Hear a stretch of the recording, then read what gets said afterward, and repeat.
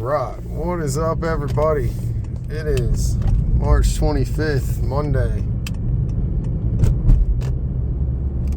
We had a UFC event this weekend, but I got to talking with one of my teammates over break tonight, and I got this idea or something I'm thinking about.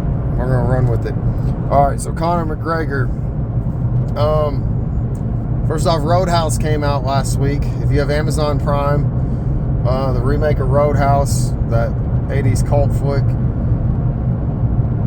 it's on Amazon Prime, free to watch if you have Amazon Prime. I don't know if it's on another platform. I don't know how people were doing all that today. That was the first movie I've watched in probably 2 or 3 years. But it was cool. But anyways, in addition to the movie coming out, you know, Conor's promoting it, so he's doing more interviews. So he was on one with ESPN. I can't think of that guy's name. Is it Brett Okamoto?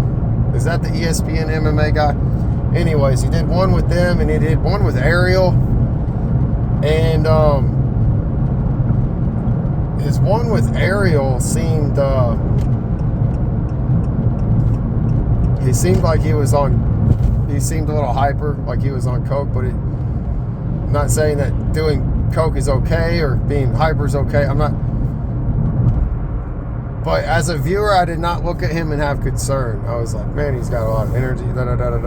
We've seen him kind of act like that a little bit before.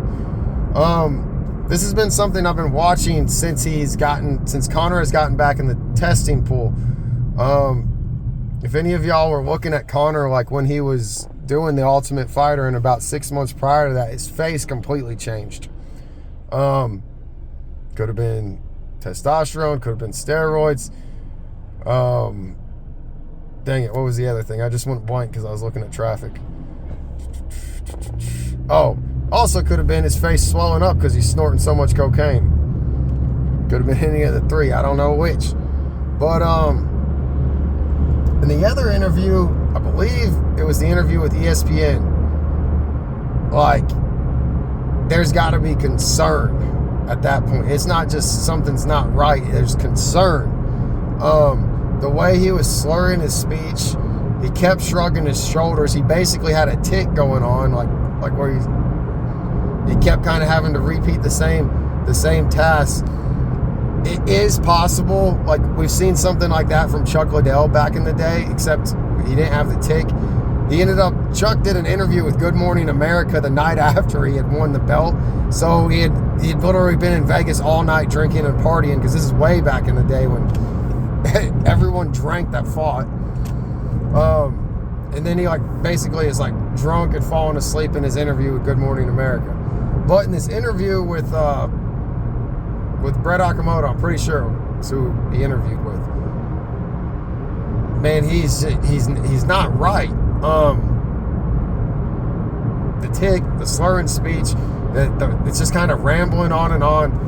And there's a couple things I want to go over on this information. One, a lot of other people have noticed what I'm saying about him. Like, something looked off. A lot of people are making jokes like it's on drugs. I say a lot of people as in our community in the comments. You go and see this video and you look at the comments, there's other people out there saying the same thing I am. It's also a lot making a joke out of it.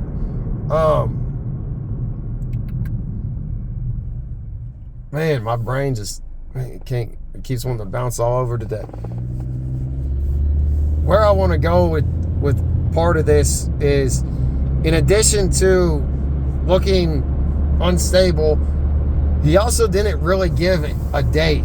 And there's a couple things I connected together in my thoughts. One, Dana's always big on Conor. Then about a month ago, they asked about Conor, and he brushed it. He was like, I don't know, man. It almost seemed like he was disappointed in the situation. Now, mind you, back in October, they were fighting to the death to get Conor back so they could get him back before the end of the year by skipping him through USADA. But that didn't work out, so then they ditched USADA. Then something else clearly hasn't worked out because they still don't have him back. With him, all right. So with Dana acting disappointed, that He just said something about like this summer when Dana did this a couple weeks ago or a month ago. Conor said the same thing. He said he got off the phone with an agent and they are 100% on for this summer. He did not have a date. He didn't. That's weird. He didn't have like a UFC 302, a UFC 301. It didn't make sense. Then the interviewer ends up asking, he's like, who is it, Michael Chandler? And he's like, yeah, it's Michael Chandler. Something don't add up on that whole thing. Something's messed up with that whole fight. And I'm just now recognizing that might be why it's like that. All right, so where I was originally going to go with this video, sorry, we got an ambulance coming, so you might not hear me for a second. Shout out to all our first responders out here saving lives, making things happen. All right, so where I was really going to go with this interview, or with this video about Conor and his instability in this interview, if you guys think back of the Diego Sanchez situation, with that, whoever that crazy coach was he signed that crazy life coach, and Fabia or something, Joshua Fabia, something like that. All right, so Diego's taken a beating through his UFC career. That's part of why people fell in love with him, is his durability and just being crazy. But he's taken a beating. He's taken plenty of injuries and damage throughout his life. It shows on his face. Josh reaches out to the UFC and requests all of Diego's medical records from when he was in the UFC, which was the wrong path to go anyways. You wouldn't go to the UFC, you would go to your doctors. That was a red flag to the UFC, and I can understand why. That signals to the UFC, hey, what are you trying to do? You looking for a lawsuit? What are you digging in? Because they were demanding it as if the UFC is responsible for providing it, as if they're going to attempt to hold the UFC accountable. So Hunter explains to Josh, but you could tell in the whole conversation what's going on. Hunter explains to Josh, like in one sentence, he's like, well, we're not the ones who have that. That would be his doctors. But I'm going to tell you this just like I told Mark Hunt. For Diego to compete again, he's going to have to now write a statement and sign it and submit it saying that he's fully in 100% health and mental capacity, and he wouldn't hold the UFC liable for anything prior to like it was a fucking setup. It was basically I'm not damaged or whatever, and UFC's not at fault. And he used this one sentence it's smart in a business sense, but it's really fucked up. Hunter goes, because I will in no way put someone in the cage who is not 100%. I cannot have that liability. As if he is being a good person. Okay? Follow me, guys. How many motherfucking times have we heard a fighter, here, TJ fucking Dillashaw, goes in there with a fucked up arm, fucks someone else out of the match because he doesn't disclose his fucking injury that he's not 100%, gets in the fucking fight, then after it's over, just like Francis Ngannou, fight ends, oh, my fucking MCL was tore, oh, my shoulder is fucking out of place, oh, my fucking toe was broke, oh, my fucking elbow is dislocated. They never get punished. They have never once punished a fighter for that. You see how it's kind of a double-edged sword? You can't sit there and say that you're going to only put the 100% fighters in and then not punish the fighters for breaking the rules to get into a fight, which takes someone else's position to do their own job. Okay? Now, what might be going on with Conor is they recognize this video, they recognize this issue, and they are trying to address it. God, these stupid cars around here. And they're trying to address it. But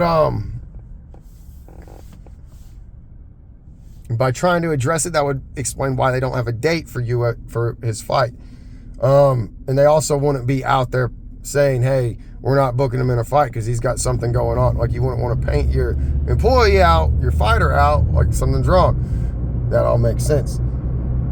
Some reason I don't think that is the case. It could be, that kind of makes sense now that I'm sitting here. But where I wanted to originally go with this video is I was going to say, if they were to let Conor fight in this condition, they should absolutely be held accountable for Conor not being at 100%. And it blows my mind that no one has filed a lawsuit for this shit. Like, how can you have athletic commissions in multiple states, in multiple motherfucking countries, and this shit happens all the time where people lie on their fucking medical clearance to get cleared, and then there's no fucking punishment? Would you imagine? Look what happens when you do the fucking steroids. If you do the steroids and get caught, you're fucking no contest, or you're disqualified, or you're banned. Fuck, you're banned for years. But you do this, and it's okay. And they ain't gonna put you in there if you're not 100%, because they don't want that liability and they want everyone safe.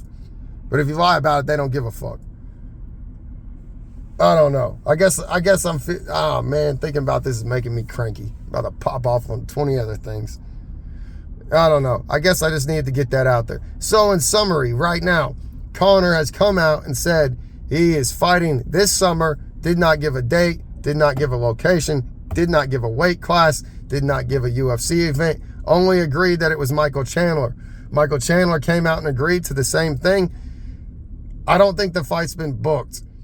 As I first began this video, I thought I was going to say, hey, we need to hold the UFC accountable, and according to their own statements, they should not be able to put someone in there who is not 100%, and Conor clearly does not appear to be 100%. However, it makes a lot of sense that they would have recognized him not being 100%, and that's why he doesn't have the date. A good example of this is fucking Bryce. God, one day I'm gonna cross paths with that kid. I don't even know. I don't even fucking care. Whatever.